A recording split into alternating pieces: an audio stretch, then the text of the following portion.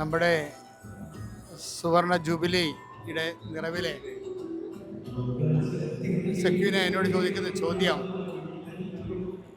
ഇനി ഏത് രീതിയിലുള്ള ശുശ്രൂഷ ചെയ്താലാണ് സഭയ്ക്ക് കാലത്തിനൊപ്പം ആത്മാവിൻ്റെ വീണ്ടെടുപ്പ് ശുശ്രൂഷ ചെയ്യാൻ കഴിയുക എന്നുള്ളത്. എനിക്ക് പറയാനുള്ളത്, സഭയെ എങ്ങനെ നയിക്കണം, ഏത് രീതിയിൽ നയിക്കണം എന്നുള്ളതിനെക്കുറിച്ച് ദൈവത്തിന് വ്യക്തമായ കാഴ്ചപ്പാടുണ്ട്. ഈ ദൈവത്തിൻ്റെ കാഴ്ചപ്പാട്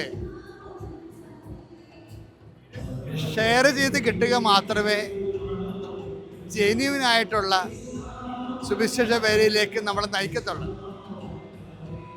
കാര്യം കൃപാസനത്തിൻ്റെ ഉടമ്പടി ശുശ്രൂഷ തന്നെ എനിക്കതിനെക്കുറിച്ച് ഐഡിയ ഇല്ലായിരുന്നു. നമുക്ക് സഭയിലെ വൈദികർക്ക് ഉടമ്പടി ജീവിതമാണ് ഞങ്ങൾ ജീവിക്കുന്നത്, സന്യസ്തർ ഉടമ്പടി ജീവിതമാണ് ജീവിക്കുന്നത്, അൽമേര് വിവാഹത്തിലൂടെ ഉടമ്പടി ജീവിതമാണ് ജീവിക്കുന്നത്. പക്ഷേ സഭയില്ലാത്തവർക്കും സഭയുടെ പുറത്തുള്ളവർക്കും ദൈവവുമായിട്ട് ബന്ധപ്പെട്ട് ജീവിക്കാൻ ഒരു ജീവിതമില്ല. അപ്പം അങ്ങനെ ദൈവം ഒരു പുതിയ ശുശ്രൂഷ തന്നതാണ്.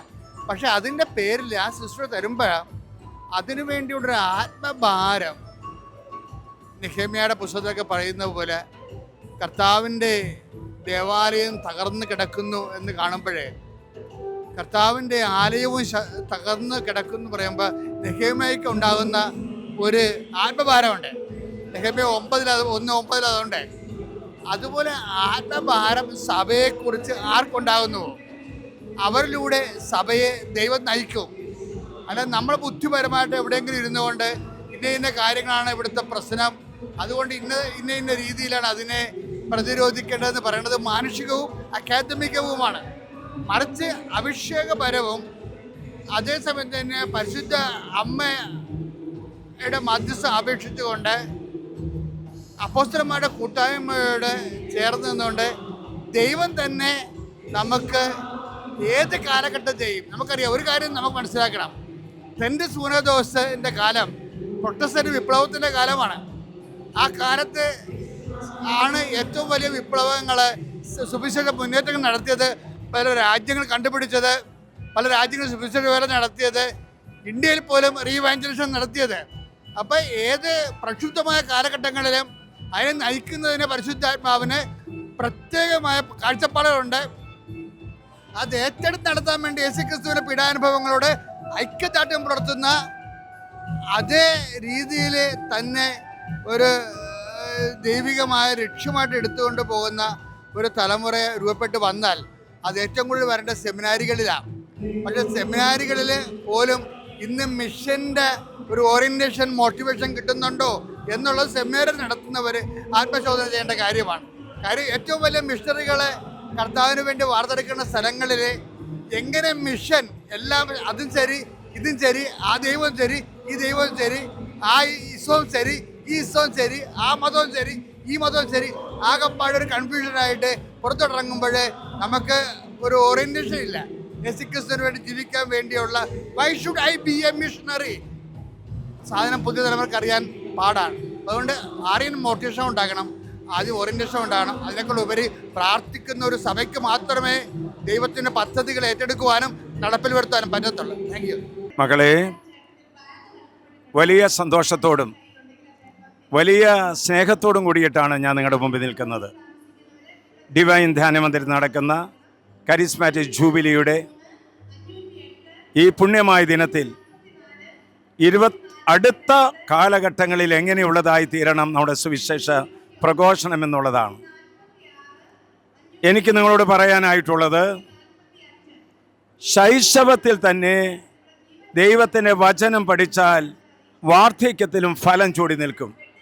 അതുകൊണ്ട് കുഞ്ഞുങ്ങളെ ചെറുപ്രായത്തിൽ തന്നെ വചനം പഠിപ്പിക്കാൻ കേരള സഭ മുന്നോട്ട് വന്നാൽ ഒരു പുതിയ മുഖമുണ്ടാകുമെന്ന് ഞാൻ പ്രത്യാശിക്കുകയാണ്. ഇപ്പോൾ ഇത് കേട്ടുകൊണ്ടിരിക്കുന്ന നമ്മളെല്ലാവരും ചാരം മൂടിക്കിടക്കുന്ന കനലുകളാണ്. അതിൻ്റെ ചാരമൊന്ന് എടുത്തു മാറ്റി കഴിഞ്ഞാൽ ഓരോരുത്തരോടും ദൈവം പറയുന്ന ദൈവസ്വരം നമുക്ക് കേൾക്കാൻ സാധിക്കും. സഭയോട് ചേർന്ന് നിന്നുകൊണ്ട് വചനത്തോട് ചേർന്ന് നിന്നുകൊണ്ട്, കൂദാശകളോട് ചേർന്നുകൊണ്ട് ദൈവത്തിൻ്റെ ഹിതം നടപ്പിലാക്കാൻ സഹോദര നിന്നെയാണ്, നമ്മെ ഓരോരുത്തരെയാണ് തിരഞ്ഞെടുത്തിരിക്കുന്നത്. ഈ വലിയ ദൗത്യം തിരിച്ചറിഞ്ഞുകൊണ്ട് അടുത്ത 50 വർഷത്തേക്കുള്ള ഒരു രൂപരേഖ നീ തയ്യാറാക്കുക. പരിശുദ്ധാത്മാവ് നമ്മെ സഹായിക്കും. എല്ലാവർക്കും എല്ലാവിധ ഭാവുകങ്ങളും ആശംസകളും നേർന്നുകൊണ്ട് പ്രാർത്ഥനയോടെ ഞാൻ അവസാനിപ്പിക്കുന്നു. ഈശോ എല്ലാവരെയും അനുഗ്രഹിക്കട്ടെ. ആമേൻ. കേരളസഭ നവീകരണത്തിൻ്റെ 50ാമത്തെ വർഷം സുവർണ്ണ ജൂബിലി ആഘോഷിക്കുമ്പോൾ നമ്മൾ മുന്നോട്ട് നോക്കേണ്ടത് ഇനി വരുന്ന 50 വർഷക്കാലമാണ്.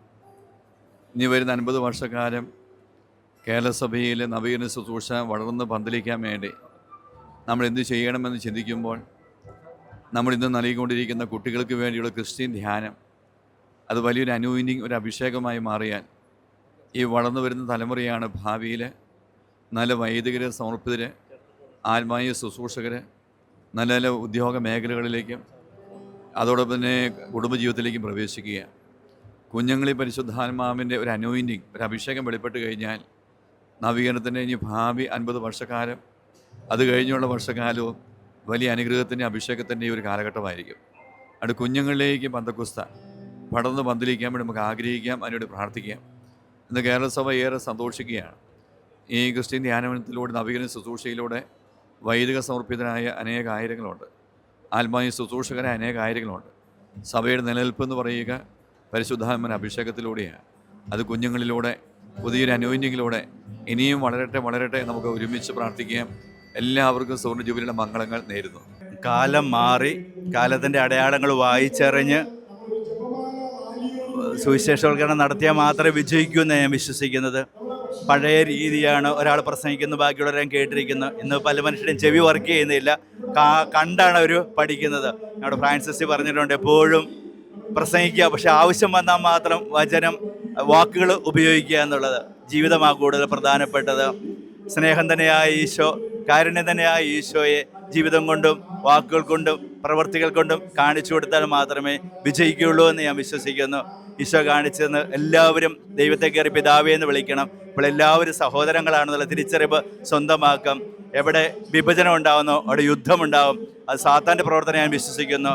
പക്ഷേ എവിടെ സ്നേഹമുണ്ടോ അവിടെ പരിശുദ്ധാത്മാവിൻ്റെ പ്രവർത്തനമുണ്ട്, അവിടെ ഐക്യമുണ്ട്, സമാധാനമുണ്ടാകും. ആ രീതിയിൽ സ്നേഹത്തിലധിഷ്ഠിതമായൊരു വചനപ്രഘോഷണത്തിലൂടെയും സുവിശേഷവൽക്കരണത്തിലൂടെയും ലോകം രക്ഷപ്പെടുകയുള്ളൂ എന്ന് ഞാൻ വിശ്വസിക്കുന്നു.